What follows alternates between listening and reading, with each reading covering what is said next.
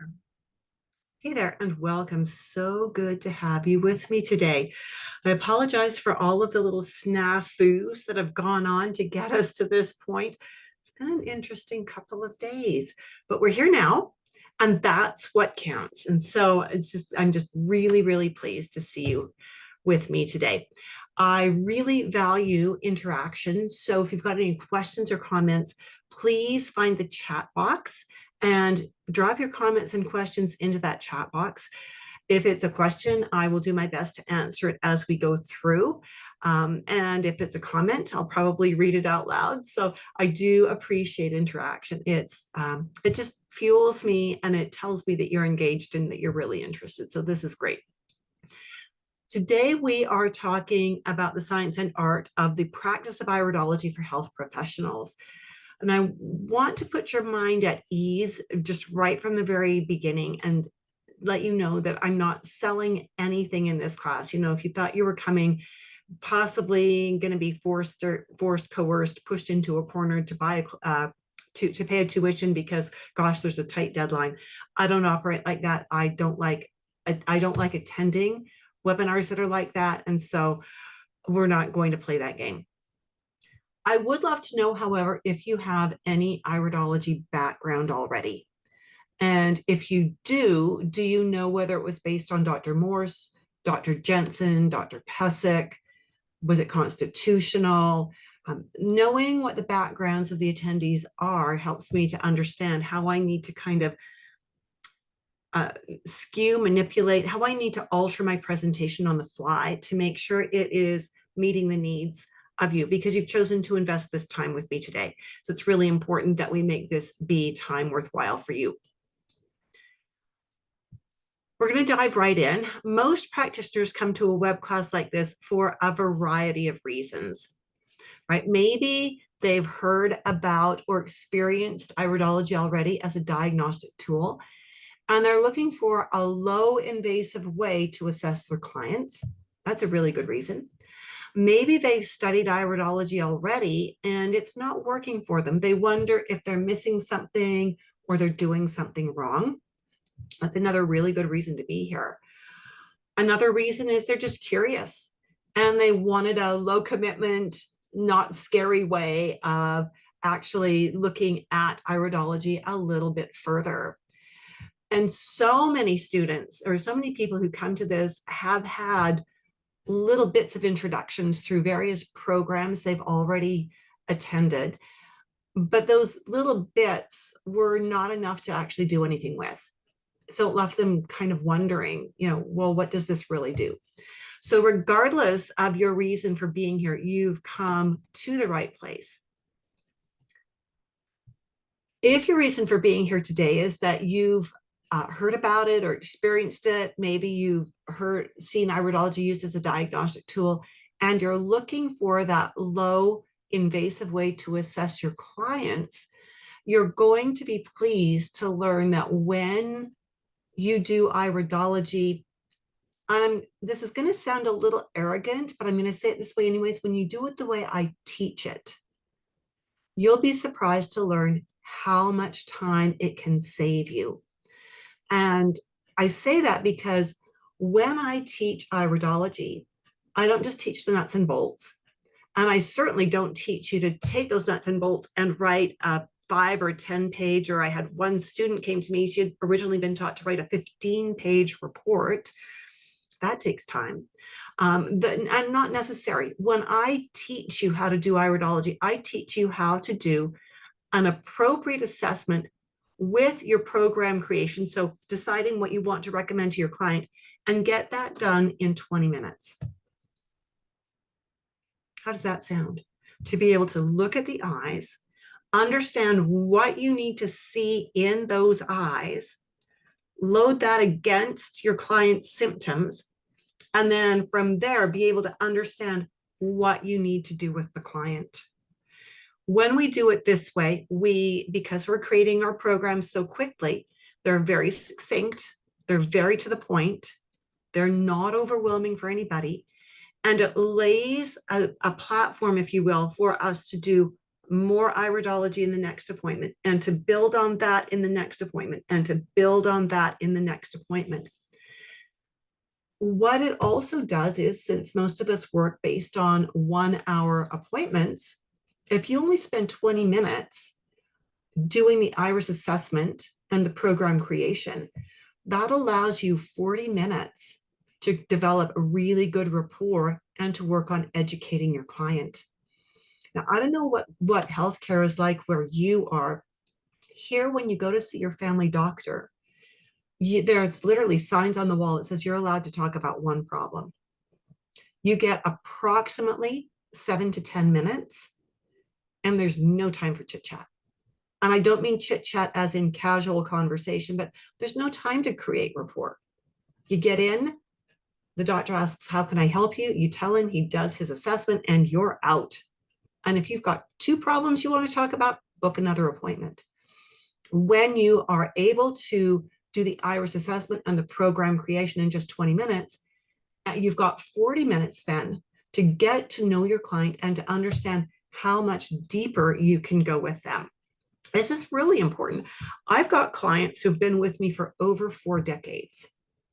I know them inside out, upside down, backwards and forwards, and probably I know more about them than their mother ever did, right? And yet, and I could do their appointments literally in 15 or 30 minutes. Most of them I could do in 15 minutes because I almost have their eyes memorized, even though we do update eye photos every 4 or 5 years, or sometimes every year, depending on the client. But you know what they say when they call to book an appointment? I want an hour. Okay, can I ask, why would you like an hour? Because you're the only person who listens to me. That's valuable. That's valuable for you, and it's valuable for your client. It encourages them to come back to you because they know they're being not just listened to, but actually heard. That's how I use iridology. Maybe you studied iridology and it's not working for you. And again, a lot of the problem here, and I hear this over and over, is that so many teachers teach the nuts and bolts. They teach you how to recognize the markings. They don't teach you how to connect the dots. This is why anatomy and physiology is so important. When you understand the metabolic pathways and the physiological pathways in the body, then you can begin to understand by looking at the eyes why this client has the symptoms they've got. And that is precious information. Most teachers don't teach that. They only teach the nuts and bolts. I've had so many students come to me who've already been certified, and they're even certified by IPA. They could regurgitate the facts they needed for the exam, but they're not able to use iridology in practice because they haven't been taught how. And their teachers tell them, oh, you'll figure out your own way. Really? Do you want a heart surgeon to say that? Do you want your heart surgeon to, as he's graduating from school, to be, oh, you've got the nuts and bolts, you'll figure out your own way? I didn't want the ortho specialist at the hospital to come and say, oh yeah, I just figured this out on my own. I wanted it to be that they'd been taught, there'd been research, they knew what to do in this case, right? And so that's why I teach the way I do. When students have graduated from other programs and they don't know how to use iridology effectively, they often feel like they failed. They often feel like, yeah, I just wasted money on this. I'll never be good at iridology. I'm going to be really harsh here and say that blame lies with the instructor, not with the student. Most teachers aren't willing to spend time teaching students how to do this. They'll teach you the nuts and bolts, but they won't teach you how to do it. They'll give you the recipe. They'll give you a list of ingredients, but not the recipe for how to make the cake. So, it's totally fair. Maybe you just want to know what's involved. You just wanted to find out what's involved. That's totally fair. When I went to university as a young adult, I applied to 2 different universities, and that I wanted to attend, and they both accepted me. The one that won out wasn't the one that was more prestigious. It was the one that invited me down for a weekend to tour me around the campus, to introduce me to some of the advisors on campus that I would be working with if I chose to enroll there. And so I'm glad you're here. If this is the stage you're at, I'm glad you're here because you should be speaking with the instructors. They should be willing to show you what kinds of educational materials they have prepared for you. They should give you a sneak peek at the student portal, right? A campus tour, if you will. And that's pretty much why you're here, is to get a sneak peek at all kinds of things here. So this is kind of an interactive open house of sorts. We're going to look at some eyes as well. We're going to look at how to apply iridology, and we're going to answer any questions you've got. How are we doing so far? Is this feeling low pressure, low key? Are you comfortable? I hope you are. Let me know in the chat box. I want to take just a moment to introduce myself. We've had interactions usually, whether it's through the Facebook group or through Instagram or somewhere. My name is Judith Cobb. I am a level 3 IPA certified instructor.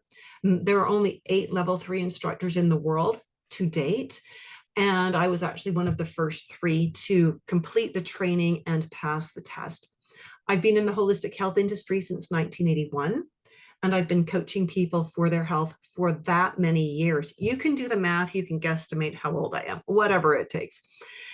At the same time as I started working in this industry, I had been blessed to be able to basically apprentice with a local herbalist, and she was lay trained. And when it was time for me to leave her practice, she just sent some of her clients with me, clients that she actually hadn't worked with, that she had just been funneling to me, and she didn't even know who they were. So she funneled them over to me, which was fantastic. It was just a few years later. I mean, in the 1980s, we didn't have the internet. We didn't have schools here in Canada to teach nutrition and herbology. So I picked up all this training. I'd read a lot of books wherever I could find it. And I started teaching classes primarily in nutrition and in herbology. And that's where I started way back. And I got into this because I had health problems. At the age of 20, I had problems that the doctors weren't pinpointing, they weren't helping to narrow down. And it just worked out for me to get into this and to pursue it and end up absolutely loving it. I was studying to be a school teacher in university, and teaching children, it turns out, was not where I was meant to be, but teaching adults. I've designed and taught a whole lot of courses, and the most recent one is the Dynamic Iridology Assessment System. For those of you who may be familiar with the International Iridology Practitioners Association, in order to certify with them, you have to have completed what they consider to be level 1 and level 2 iridology, and it's a very specific curriculum. Then you have to be mentored, and then you do your final exam. My dynamic iridology course is the combination of the level 1 and level 2. So it's got all of the curriculum that IPA requires, plus we tag in some nutrition and some herbology. And I'm not teaching nutrition and herbology in the course, but if your forte is nutrition, we're going to help you draw that into your practice as you're learning. If it's herbology, we're going to draw that in. If it's aromatherapy, I've got a homeopath in the course right now. We're drawing on his homeopathy. I've had dental hygienists. Interesting how they tie in the dental hygiene to what we're doing, right? Physical therapists. Brilliant to see how they tie it in. It's just exciting because that's what I want to do. I'm not just teaching nuts and bolts here. I want you to learn how to integrate everything. I've also been a certified ICEA prenatal educator. That was a ton of fun. Absolutely loved that. I am a certified nutrition professional here in Canada, affiliated with these 2 nutrition organizations. Again, organizations where you have to prove credentials in order to get a membership. And the Alberta Herbalist Association, also professional membership there, proving my credentials to be a member of that group as well. Just before we start looking at eyes, I just wanted to share this with you. This is Karen Choate. Actually, we're going to do a bit of history before we do eyes. Karen Choate, she is a certified grad, and not only, well, she's a certified iridologist through IPA. She's one of my course grads. That's a better way of saying it. She posted this on Facebook a while back. She said, Judith, I returned from a regenerative detox course where iridology is implemented. I spread the word about what a wonderful teacher you are. Most people I talked with did not have anywhere near the same experience with their iridology education, no support, unanswered questions, and a lot of confusion. Mostly they finished their classes not knowing how to implement what they'd learned. I feel so absolutely blessed to have been taught by you. I feel totally supported even still as I graduated almost 6 years ago now. We're dating this. I don't think there's anyone out there practicing, educating, and teaching iridology like you. Thank you from the bottom of my heart. I'm eternally grateful for your never-ending patience and support. So I asked her then, how has learning iridology helped you in your business? And this is what she said. Remember, she's a certified CNHP, been practicing for years, has a great, thriving practice going. She said, iridology has helped me to understand the relationships between different organs and organ systems more in depth. Iridology also gives me an advantage of seeing the potential for different genetic traits and qualities that may be underlying. By observing the constitution, for example, you could extrapolate how the person's body will likely respond to applications of healing methods.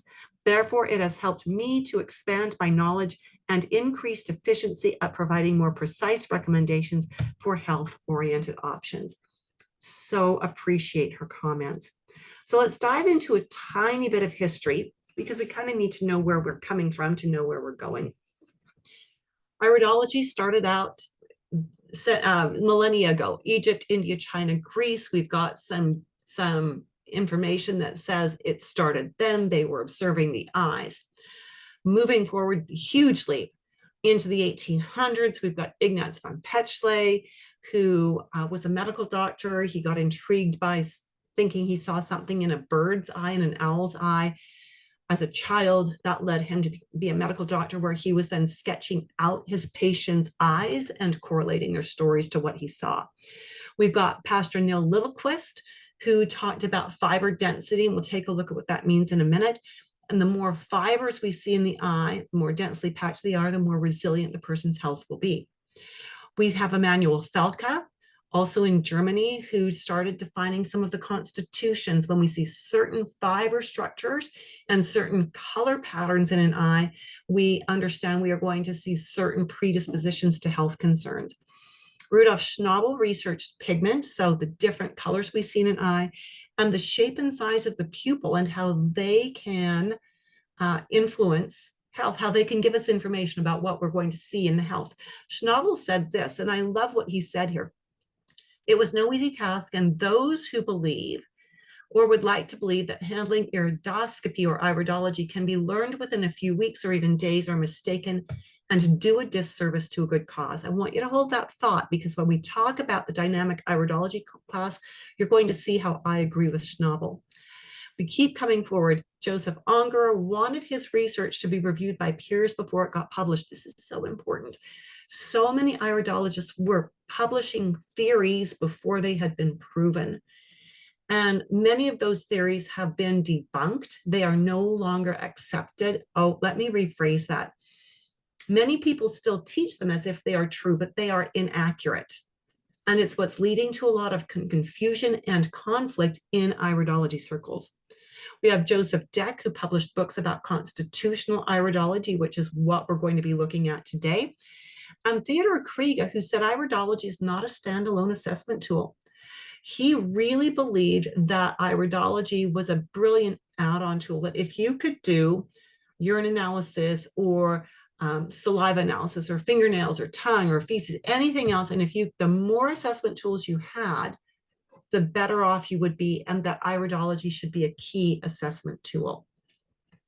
Coming more modern, we've got Dr. Bernard Jensen, who we love and adore. He kept iridology alive in North America when there was no more information coming from Europe during the Cold War years. No information was coming over. He was working with the outdated information, but he did a lot of good. So we're not going to diss him at all. He did a lot of good. He kept it alive. And then along comes Harry Wolff, who's an American-born German, who got his hands on one of the Joseph Deck books that was written in German. I went, whoa, this is cool stuff. And he started working with it. He's got a lot of other holistic credentials under his belt. And he connected with Bill Cardano, who at the time was a registered pharmacist. They started teaching constitutional iridology in the Joseph Deck style all over the US. Bill eventually became the instructor of iridology at Bastyr Naturopathic College in Seattle, and then went on to become a naturopath. Bill was my primary teacher in constitutional. We also know modernly now we've got 3 basic styles that are prevalent in North America. Now, if you're located on another continent, there might be other instructors there who are very influential.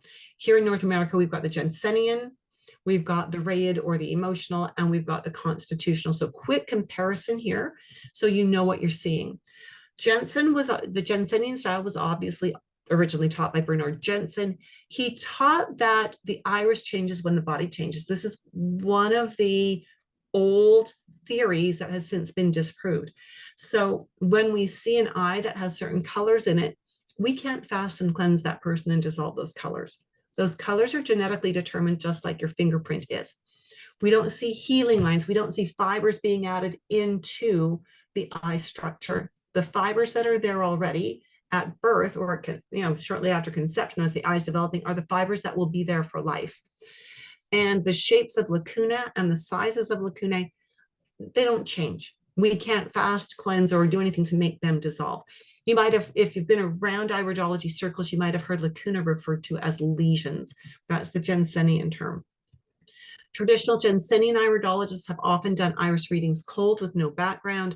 They just want to look at your eyes, tell you what's wrong, have you purchase what you need from them, and get out of their office. Next. Right, that's a little harsh. I mean, they're not all that unfeeling, that's for sure. But they don't necessarily want background. For a constitutional iridologist, the background is very important. Right? We want that rapport. We want that connection with our client that goes beyond looking at their eyes. Ellen Tart Jensen, who is Bernard Jensen's daughter-in-law, she worked with him for the last 35 or so years or maybe it was 25 years of Jensen's life. She has taken and updated his information a lot. And she's doing a lot more that's constitutional, but there's still a lot of the original Jensen concepts in her teachings. So just to be aware of that. Constitutional originated with Joseph Deck and others, mostly in Europe. It's used by medical doctors in Italy, Germany, and Russia. They use this as a screening tool. As a matter of fact, in Germany, you have to be a can I say this right? Heilpraktiker, which is basically a naturopath, or a medical doctor in order to use iridology. Okay, very interesting. Correlative medical studies are ongoing, still being done. There's research going on that is expanding our understanding of what we see in the eyes. And constitutional teaches that the eyes are a reflection of the genetic structure of the body. So when we see the eyes, we understand the genes, we understand the physiology that creates and the internal chemistry that can create, and pair that with the symptoms, we get that understanding of why our client has the problems they've got and where they need to go. Now, you will notice in all of this, I've not said it's diagnostic. We are not going to name disease here. That is totally not what we do with iridology. Constitutional iridology is the foundation of dynamic iridology. Like I said earlier, we just draw in some nutrition and some herbology with this. Iridology teaches us what questions to ask. I love that. It doesn't give us answers. It doesn't say, oh, you have this problem, because the marking says there is a predisposition towards problems in that area. So instead, the eyes teach us what questions to ask. Questions like, is there a personal or family history of? And then depending on what the marker is, what it could mean. So is there a personal or family history of allergies, asthma, or arthritis? Is there a personal or family history of blood sugar disorders? And your client may have actually come in with one of those as the symptoms. So you already know that there is a personal history in that direction. Other iris and sclera changes may continue to become visible with time, revealing areas that may need support. This is a situation where the eyes, the sclera, and the irides continue to mature. We are not going to see pigments disappear. We may see pigments be added to the eyes, not as a result of something bad the client has done, but as a result of genetic cues. My hair has not always been gray. That's a genetic thing. Background information is important. We never do a reading cold. We always want that conversation. So really quick anatomy and physiology that we need to be aware of here. We've got the cornea, which is the clear layer at the very front of the eye, followed by that anterior chamber that is filled with aqueous humor. Then we have this muscular and nerve and blood vessel rich structure here, which is the iris. That, of course, is what we are looking at predominantly. Although we will also, in a good iris analysis, look at the sclera. Where the iris is genetically determined, the sclera is very dynamic. And you know that if you've ever had a really good hard cry and all those blood vessels have become inflamed in your eyes and they're all bloodshot, you go in the bathroom, splash some cool water on your face, you just take a few minutes, those blood vessels calm down, right? We know those blood vessels are very reactive. And so we do check the sclera. We learn a little sclerology in the iridology program. All right, we also look at layers. Now this is, when we look at an eye, we're looking at these threads in an eye. So let's start here with the image on the upper right of your screen. Can you see the threads that are in this eye? If you can see threads in this eye, these little fibers radiating outwards, give me threads in the comments box. I need to make sure you're seeing this. If you can see the threads, let me know. We also call these fibers. Okay, neither of those terms is actually technically correct. They're just our lazy way of describing what they are. And so when this is, again, genetically determined, how these fibers are sitting, whether they're forming loops, whether they're radiating out neatly, whether they're radiating out in a very tangled fashion, this is telling us much about our client. You'll also notice that in some of these shapes that we see here, Jen Setting would call these lesions, we call them lacunae, you'll see that it's shaded. The iris itself is made up of layers of fiber structure. And when we see the shading, we've got separations in those layers, and we're looking down into those layers. And the deeper we look, the darker the shading. Like looking down at a crevice, if you are like rock climbing or on a glacier or something like that, you look down and it gets dark really fast, right? So that gives us information. We see that some fibers look like they're sitting really high on the surface of the eye, like they're almost raised, that they're like icing that's been piped on top that has kept its shape. That we see that kind of 3D texture. When we see something like this eye, where we've got this white ring coming all the way around, this is actually in the cornea. And this is something that builds over time in some people. And again, it gives us information. When we see these wrinkles, this tells us much about this person's nervous system and how they've been programmed since conception. So this person spends a lot of time in that sympathetic mode, in the fight, flight, or freeze mode, where they're always on edge, waiting for the next crisis to go off.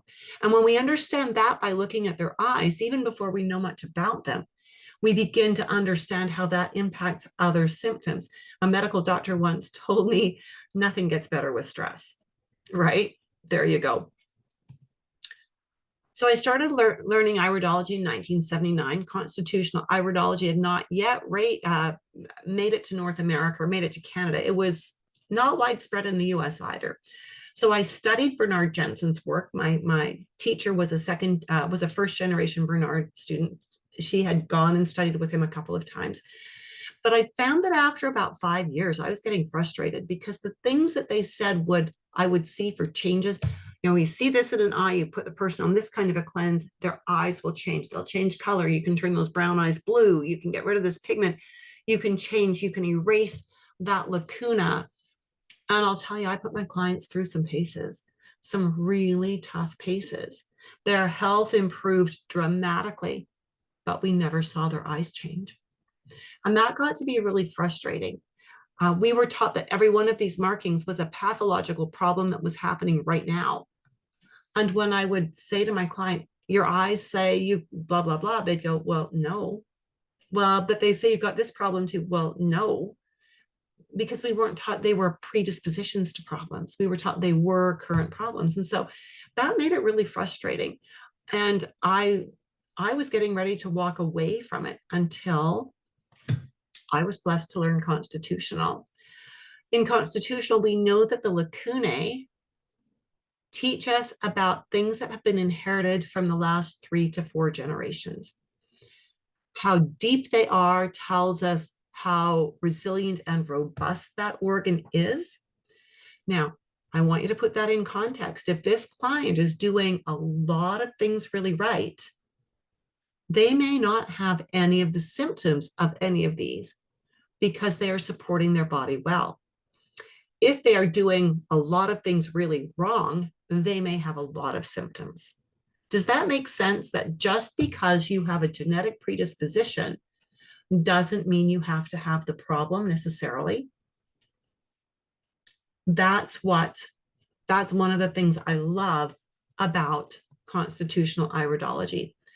Again, so if this person is eating the right kinds of things, we're not going to see problems. This would be the kind of an eye in a female that I would anticipate might be more prone to hormonal issues, blood sugar problems, potentially some digestive issues, maybe some connective tissue issues. But we're also going to see this is a person who needs creativity to be well. And so a part of their therapy is going to be suggesting some creative outlet for them, helping her to explore things that would bring her creative satisfaction while we are making sure diet and lifestyle and supplements are appropriately placed. Is that making sense? Here's a case study. This is a woman who was in her early 30s when she first came to me. And we're going to look at her eyes with 2 different lightings because the light we use in a photograph is very important. And this is something that a lot of teachers don't teach. I like to teach about how the technical aspects change what you see, and that can modify your assessment depending on what you're seeing.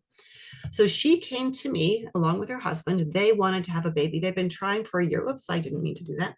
They've been trying for a year with no luck. Now, the husband's semen analysis was fine. But this woman was having a period about every 28 days, which you'd go, well, that's good. That's pretty textbook healthy. Her flow, as she described it, was a smear on the toilet paper. She never needed to use any sanitary products at all. The doctors said she was just fine. They'd done ultrasounds. They said her endometrial lining was just fine. But seriously, if your whole menstrual flow is a smear on the toilet paper, you're not shedding a thick endometrial lining. There's really no really healthy place for an embryo to nestle in, right? And she also had almost no ovulatory mucus. So I'm seeing red flags here that say, the doctors say she's okay, but there's got to be hormone imbalances here. And I can't diagnose that. I'm not a medical doctor. As we were working in that first appointment, I noticed something very tiny right here. That little pigment, oh, and we could even take this one. These little pigments in these beautiful blue eyes led me to think that she might have the MTHFR defect. Now, is that something you're familiar with? Have you heard of MTHFR? Methyl tetrahydrofolate defect. It's a liver imbalance, a liver deficiency that affects about 50% of Caucasians and 75% of Asians. And it means that they cannot take folic acid and add the methyl group to it. Their liver can't do that. It's missing the enzyme. Without that folic acid being methylated, their hormones go a little loopy, their mental health can be a little challenged. And so right from the very first appointment, without even mentioning MTHFR to her, because I can't diagnose, I got her started on a methylated prenatal vitamin. She was just using like an over-the-counter El Cheapo prenatal. So we got her switched over. Now, looking at these again, because of where they're sitting, tells me she is prone to endocrine imbalances, hormone imbalances in the endocrine system. And the most common things we would look for here would be blood sugars, adrenals, thyroid. Depending on where those lacunae are sitting, we could be seeing some ovarian imbalances as well. Now, I want you to look carefully. We're going to look at her eyes with different lighting. Look carefully at this. When we turn off one light, let's go back again. I want you to look all through here and all through here. So looking around the edges.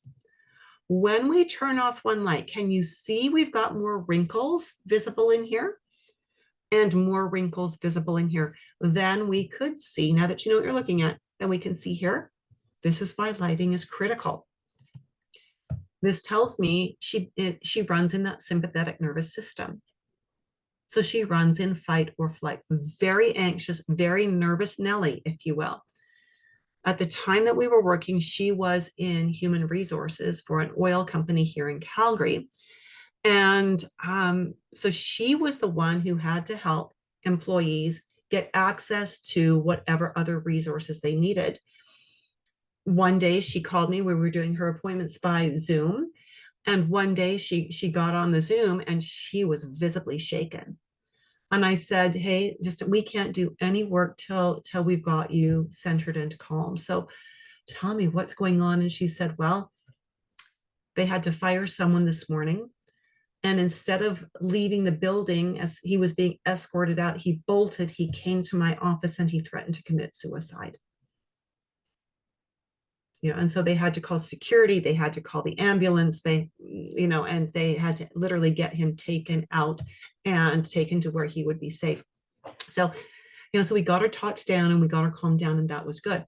So when I asked her about her diet, it was pretty good. It was clean, right? She was eating a lot of organic, which was great. She was not getting nearly enough protein. She was trying to be vegan, but doing not the greatest job, right? Not getting enough protein.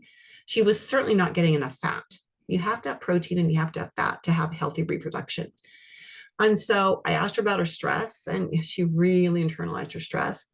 And these contraction throats, these rings going around her eye, tell us she burns through her B vitamins very quickly. So we did the prenatal vitamin. We added in some N-acetylcysteine because we needed to support the liver with its detox pathways. We added in omega-3. We also added in some herbs to use for the follicular phase. And then we would stop those and use some different herbs for the luteal phase. And the goal here was to support ovulation and then to support the progesterone levels so that if she conceived, she could have a good implantation. Well, she got pregnant about 6 months later. She was, like I said, a nervous Nelly. She was so nervous. Every little glitch, every little twinge was a crisis. And she would call me or email me. And I have a contract for my pregnant women that they can opt into where they pay a little bit more, but they do it on a monthly basis, and it gives them an appointment, and it also gives them unlimited support between appointments. And she had opted in for that, probably the best thing she'd done aside from coming to see me. And she called me this one day and she said she was just about in tears. And I said, okay, well, take a deep breath. Tell me what's going on. She said, well, I did 23andMe. She's 4.5 months pregnant. She said, it came back that I have the MTHFR. Am I hurting my baby? Is my baby going to be okay? And I was able to say to her, I suspected that from the get-go, but I can't diagnose it. Now you know for sure you've got it. But you remember when I started you on those prenatal vitamins that you're using, I chose that one specifically because it will help to balance you out from being MTHFR. So I didn't actually need to nitpick every detail I see in her eyes to be supportive to her, to give her what she needed. Her goal was a healthy pregnancy. First, get pregnant, then stay pregnant. And we did that beautifully, did that absolutely beautifully. And so I didn't need to break down every little mark and every little pigmented cloud in her eyes. I could focus on what I needed to focus on and integrate these other things as I needed to without even mentioning them to her. Anybody can make a list of things they see in an eye. Anyone who's got a weekend course, an old iridology book, they could list the markings they see.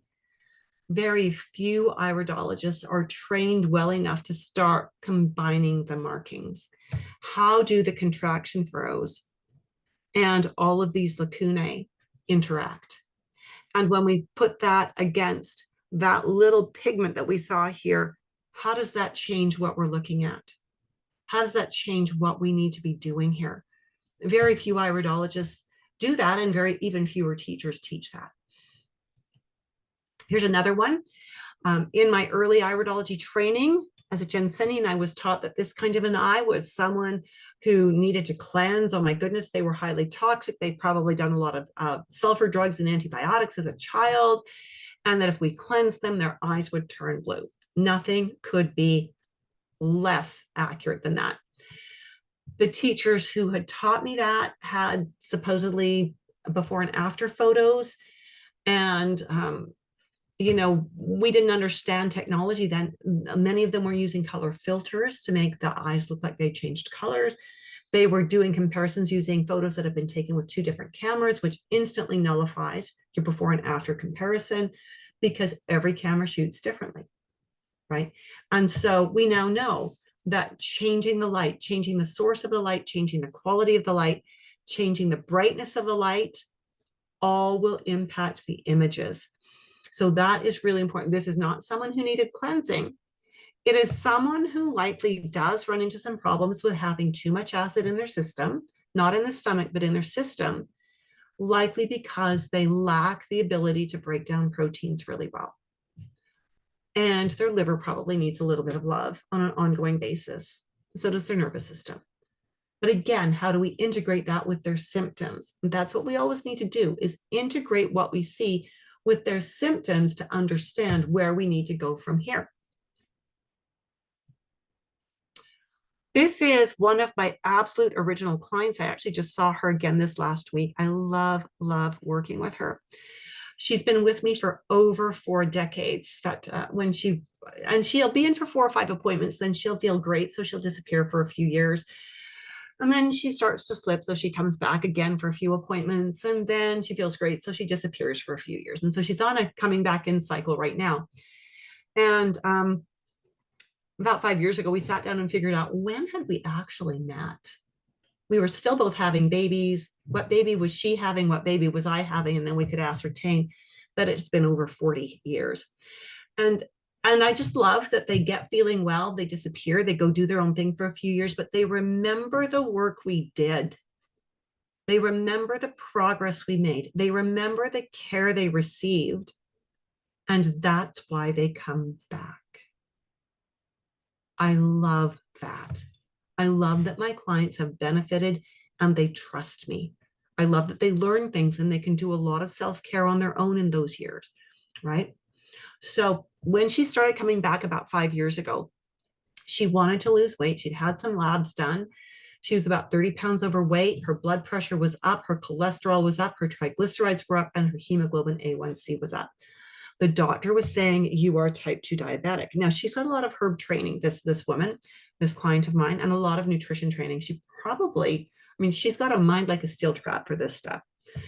Her eyes don't show that she's toxic, but they do show that her liver has always wanted to run the show. There's your cholesterol, there's your triglycerides. They do show that she runs in the sympathetic mode. There's the need for the B vitamins, the vitamin C, calcium, magnesium. She does have little pigments like this that suggest she may have MTHFR. How does that impact liver? How will that impact all these other things? When we see she's got this white milky film, which is again in the cornea, that tells us liver's not been happy for many years and is messing with the carbohydrate metabolism, which can then either throw her into cholesterol or into elevated blood sugars or both. And in her case, it chose both. So We were working really hard. She said to her doctor, give me 3 months. I think I can get a grip on this. We worked really hard with her. She did so much great homework. She knew what I was going to tell her. She'd heard it before. She just needed the reminder. She just needed someone to love her to get back at it. So we got her going. And within 3 months, we had her blood pressure down. We had her cholesterol exactly where it belonged. And her hemoglobin A1C was no longer type 2 diabetic. Right. And then we did it with like supplements and lifestyle and things like that. We got her walking for 30 minutes a day. We used some berberine IR for the blood sugars. We worked on her gut biome. We gave her some things to help her digest her proteins because we needed to increase her protein intake. We got her to eat protein at breakfast time to help stabilize the sugars. We really did a lot. We got her so, so good. She was holding really well. And about a year later, there was a family crisis. And it was one that really set her back emotionally. She fell off everything, and all of her numbers reverted. And about 6 months later, she had a heart attack. And she survived. Her brilliant husband, who had worked in health and safety, he was since retired, recognized that she was likely having a heart attack.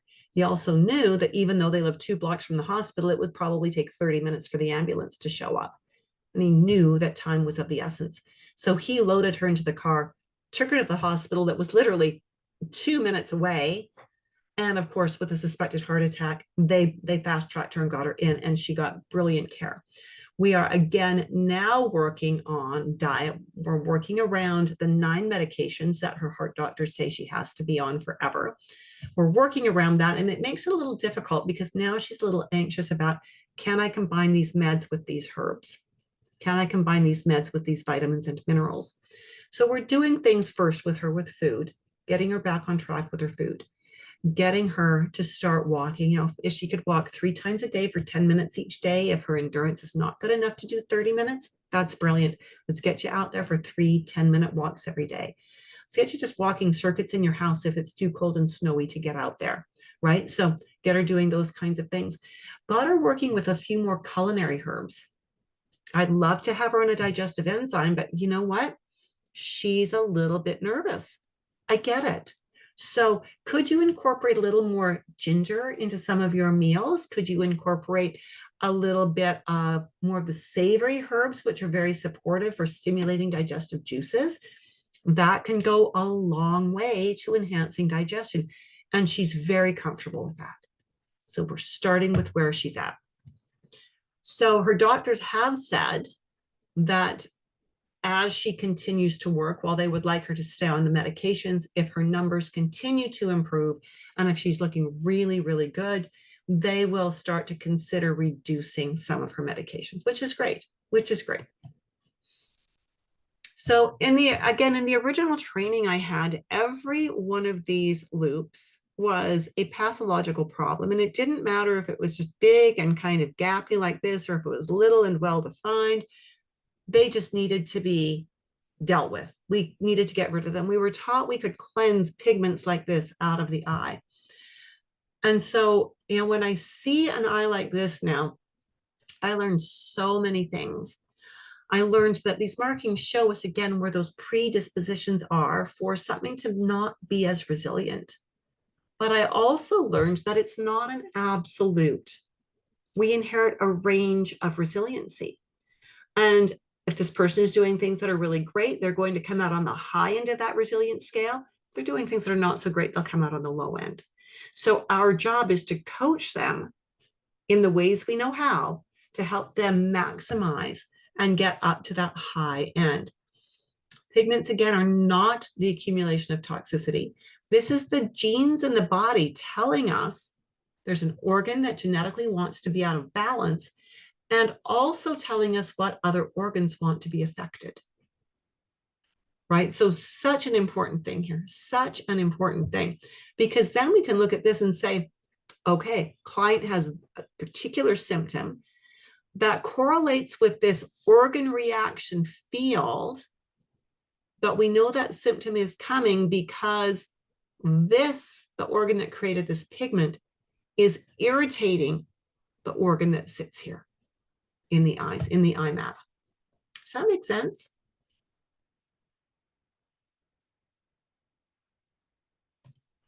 Here's another eye. I do a lot of work with fertility, and especially with PCOS. It's one of my favorite things to work with. In the old style of iridology, we were taught that if we had 3 complete contraction furrows going all the way around the eye, the person was either heading into a nervous breakdown or coming out of a nervous breakdown. We now know that's not true. We were also taught that these black lines that radiate outwards told us that this person had parasites, was carrying parasites right now, and that if we would just do a really great parasite cleanse, those black lines would disappear. We now know that is not true. This is the eye of an Asian woman who was in her mid-30s. She and her husband had been trying for about 3 years to get pregnant. The fertility clinic had been unable to help her. They gave her metformin and they gave her Clomid. Now, they gave her no dietary information. They didn't help her to understand what her problems were. So as I'm looking at her eyes and I'm seeing these contraction furrows, and I understand that she burns through B vitamins, vitamin C, calcium, and magnesium because she is a sympathetic responder. I also look and see she has a very prominent tiny brown pigment here, which tells me that she's probably MTHFR. And so as we're looking at her eyes and I'm asking her questions about her menstrual cycle, her menstrual cycles are 90 days apart. Right then and there, you know that she's unfertile. You cannot be fertile on a 90-day cycle, even if you ovulate. That's a medical fact. The doctors had never mentioned that to her. They just gave her Clomid and metformin. We know that with burning through the bees and with that pigment, she probably doesn't methylate well. Well, that decreases fertility and increases the risk of PCOS. So I asked her, has anyone ever suggested you might have PCOS? And she said, oh yeah, they said I've got that. Oh, would have been nice to lead with that. And then I asked her, and what about, so when I see this in someone this young, I know she's not handling her carbs properly, probably. Again, cholesterol, triglycerides. And so I asked her, and what about your blood sugars? Oh yeah, they diagnosed me as type 2 diabetes. Well, PCOS and type 2 diabetes are best friends. Right. So we needed to get in there and work with her blood sugars, get her blood sugars down to where they belonged, get her liver handling phase 1, phase 2 liver detox, which that pigment, again, we've got things in here suggesting that she may not handle phase 1, phase 2 well. And so again, we did the methylated Bs, we did N-acetylcysteine, we did omega-3s, we did quite a few things with her. We got her menstrual cycles down to 35 days. And we got that in about 6 months. It was pretty quick, really. But it took her another year of being absolutely focused with her diet, with getting physical activity every day, with taking her supplements on a consistent basis. We had her doing her basal body temperature charting her mucus, charting her cervix position, so that we could help her pinpoint when to be intimate with her husband, and just really worked at helping her focus and target her most fertile time. And after 12 more months, they conceived and ended up with a beautiful baby boy. Using the iridology I had learned originally, there's absolutely no way I could have arrived at any of those conclusions. I've worked with so many women, for example, with PCOS, and their eyes are all different. They don't all look like this. This is not a PCOS eye. You have to know, again, markings and how to connect them and layer that with the symptoms to understand what you're working with. And that is what I strive to teach in the dynamic iridology course. Another client, a male, he had been away from me for about 6 years, 64 years old when he started coming back, 5 feet 11, 175 pounds. My clients often bring their lab tests to me because doctors don't take time to explain much. And they've got that 7 minutes, and what can you do in 7 minutes? So he brought his labs in and he said, the doctor says I'm type 2 diabetic. And I looked at his labs and I said, well, I can't diagnose it, or I can't diagnose it, and I don't like to use but because that sounds like I'm lying about something. And this hemoglobin A1C of 7.2 says, yes, you are likely type 2 diabetic. His glomerular filtration rate was 61. 60 is as low as we want. You get 60 or lower, and we're starting into kidney failure. His potassium was low. He was on a diuretic because his blood pressure was high. So he was on metformin for the blood sugars, but that gave him diarrhea. So they switched him to Glumetza and Giardians, two meds now to balance his blood sugars. He was on hydrochlorothiazide, which is a diuretic for blood pressure. He was on Trandolapril for his cholesterol. And because the blood pressure medication, lowering his blood pressure, he needed Viagra for his sexual performance. He was on myelin torvastatin for his cholesterol as well. I also noticed that he did a lot of throat clearing. Now, in my experience, people who clear their throat a lot often have a reflux problem. So his diet for breakfast was typically a cinnamon bun or a muffin, or for breakfast, or Cheerios. His lunch would be a sandwich, usually on white bread with some kind of just lunch meat or tuna or egg salad. And his supper was usually fast food, pizza, or maybe if his wife was home, they would do meat and potatoes, or they would do pasta, or, it's really quick and easy. His wife is a flight attendant and she's gone for 4 days at a time. So when he's home alone, he just kind of mucks his way through. He was drinking 3 liters of water, so kudos to him. When I look at his eyes, again, he's got the beginning of that fog at the edge of his eyes, that milky film, which says, yep, we're messing with how the body handles carbs. And in his case, again, it was going both ways into cholesterol, triglycerides. He has this that is telling us that he probably doesn't digest his proteins very well. He's got this sticking way out here, which tells us that his colon and his intestinal tract, his entire intestinal tract, small and large, tend to be a little on the sluggish side. And he's also got contraction froze, which teaches us that we need to work with that nervous system. So we started with breakfast, got him doing protein for breakfast, got him to clean up his snacking and do a tart apple with nut butter, but not your regular commercial nut butter. We wanted a nut butter that was really clean, didn't have sugar and salt and fat added. Got him to do a large salad for lunch and to put some real meat in it. So to cook extra meat the night before, chicken or fish or beef, whatever, and put that in his salad. And then supper, we really encouraged him to focus on veggies and protein. And, not a huge piece of protein, but, 4 to 6 ounces, because he's a fairly large guy. And then 4 or 5 cups of vegetables with that in any form. We talked about chewing his food. He tends to eat quickly. And we added several supplements to him. Now, I normally wouldn't do this many changes in one appointment, but he's been a client before. He's heard most of this before, if not all of it. And he'd just forgotten it.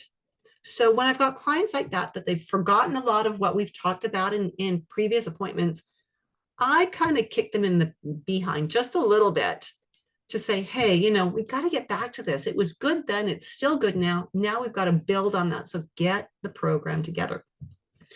So we started using some L-arginine to help with the blood pressure, some berberine IR to work with the diet as well, to start bringing the blood sugars down. We got him to walk 2 30-minute slots in the day, which was easy to do because one of his job was a security guard. And he's on a big campus where some of his tours of inspection need to be outside. In a follow-up appointment, we added protein digestive aid and garden essence enzymes. Now, here's the exciting part.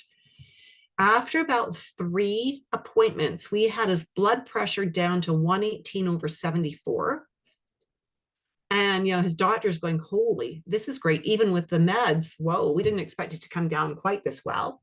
His blood sugars were down to 5.9, which puts him now at the high end of normal, kissing the idea of blood sugar imbalance, of T2D. And so then we got him, doing a little resistance training, some stretchy bands, because some of his work, he's sitting in a control room watching computers, and he could sit there and do stretchy band workouts, right?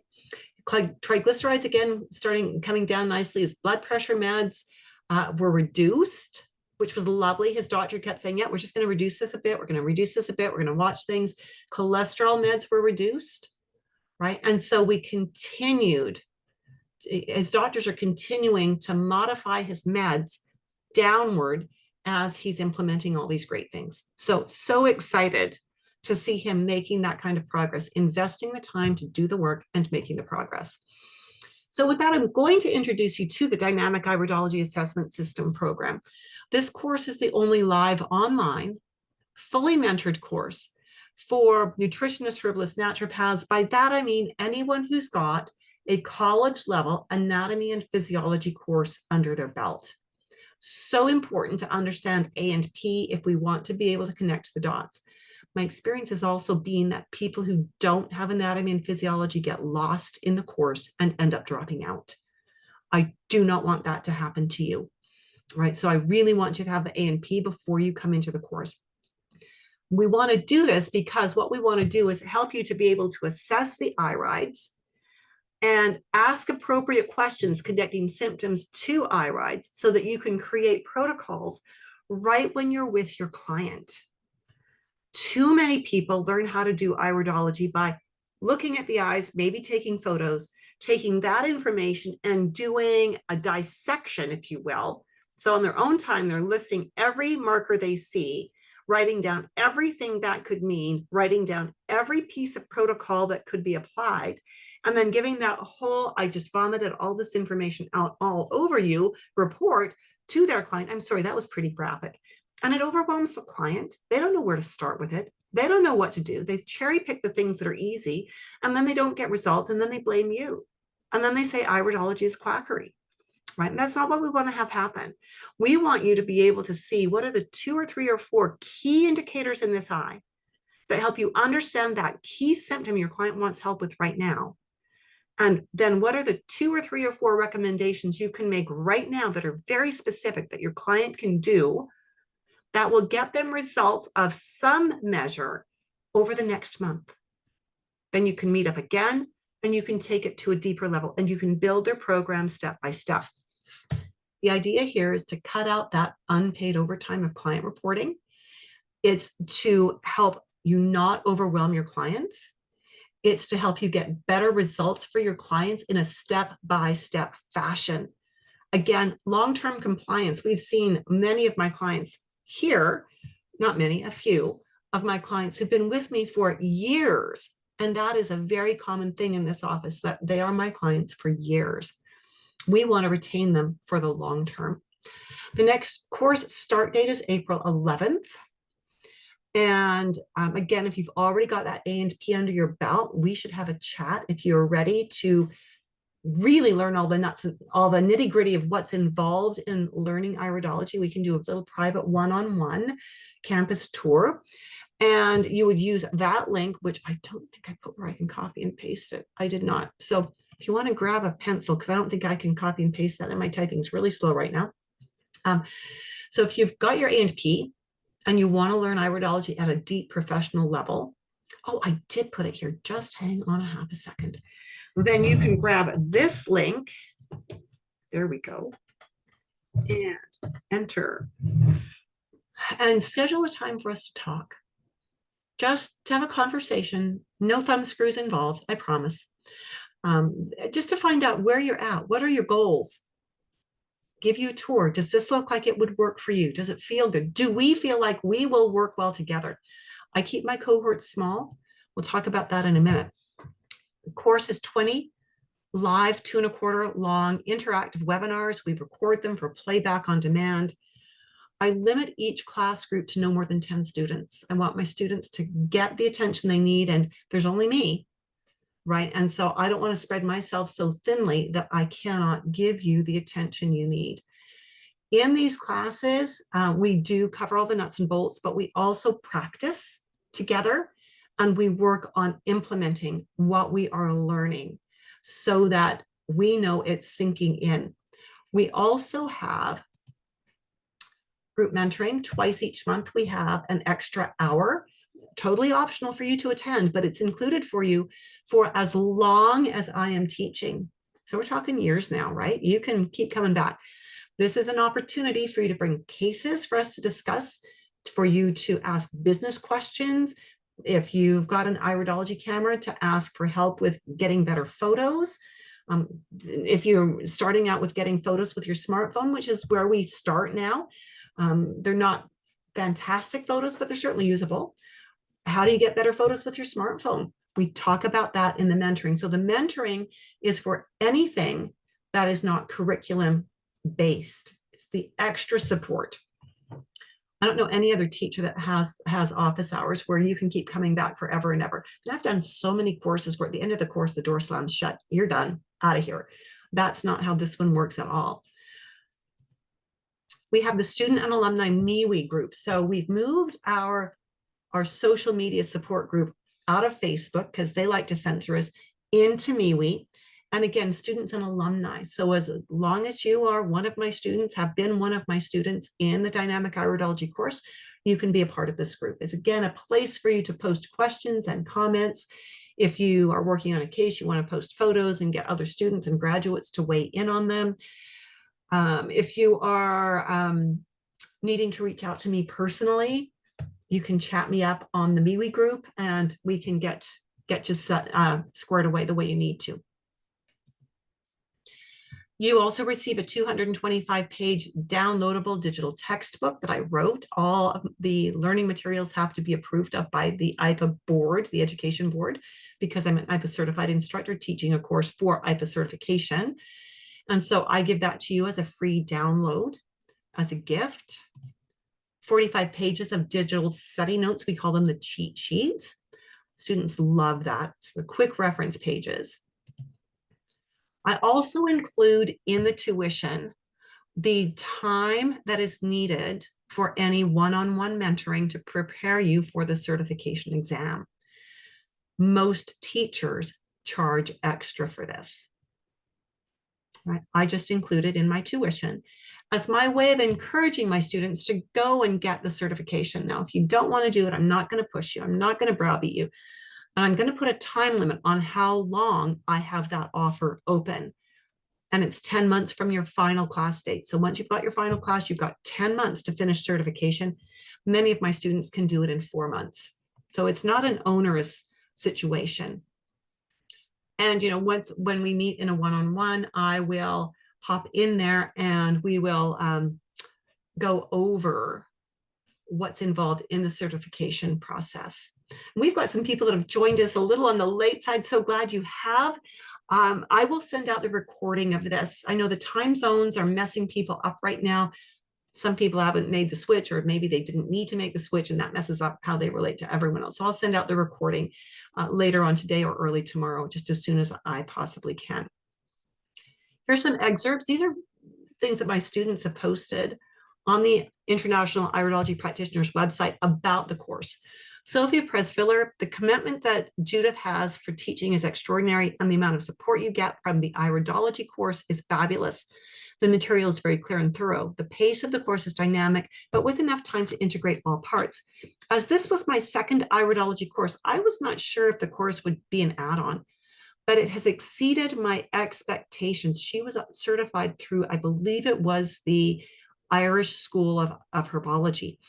I've learned lots from this course material and classes, expanded previous knowledge, and gained more confidence. I can see how this course has helped me to get better answers from my clients and design an effective protocol in very little time. Highly recommended for beginners and advanced. We start with the beginning foundation. It doesn't matter what your background is. You might be, I'm going to be a little sassy here, you might be certified by the Grand Poobah of Iridology. You're still going to start at ground zero with me. I need to know that we've got all of the pieces in place to build to where we need to go. Kimberly Zadalis, if you're wondering which iridology course to take, you can stop looking. You found it. Judith Cobb is an excellent instructor with many years of experience. She is caring and compassionate person who is dedicated to the field of iridology and her students. I personally practice both Eastern and Western philosophy medicine and was very impressed with the layout of her program. She makes it easy for her students to balance work, life, and study.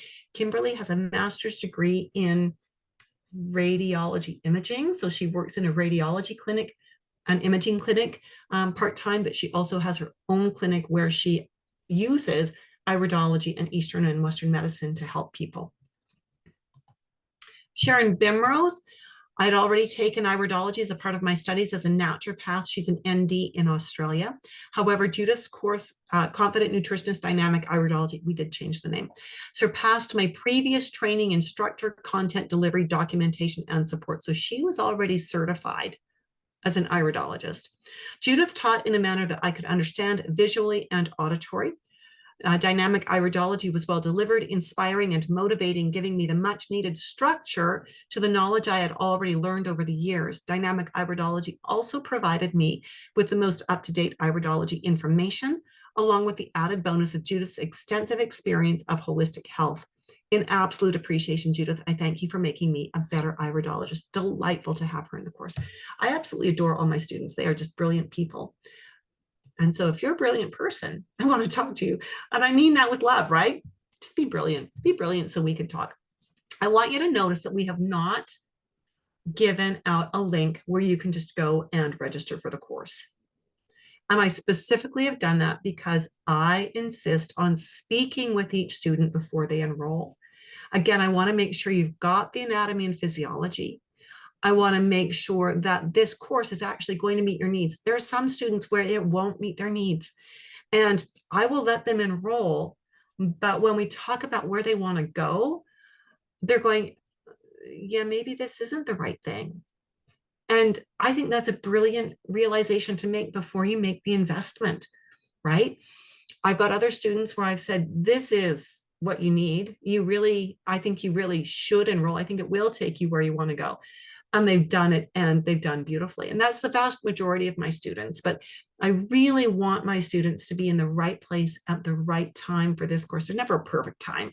I mean, life will always get in the way, but I want them to be in the right place at the right time. And so we talk about tuition when we actually have our meeting on that URL, tinyurl.com, dynamic iridology. It's just a time for us to chat, see if it fits, if the course looks like it fits. We talk about tuition, and I give you the link then and there if we've decided together that this is a good fit for you. Okay. So just wondering if there are any questions. We haven't had many questions. It's been a tight little group because of all of the glitches that have happened this week that have messed up this webinar, but I'm so glad you were here. Any other questions, anything else I can help you with today?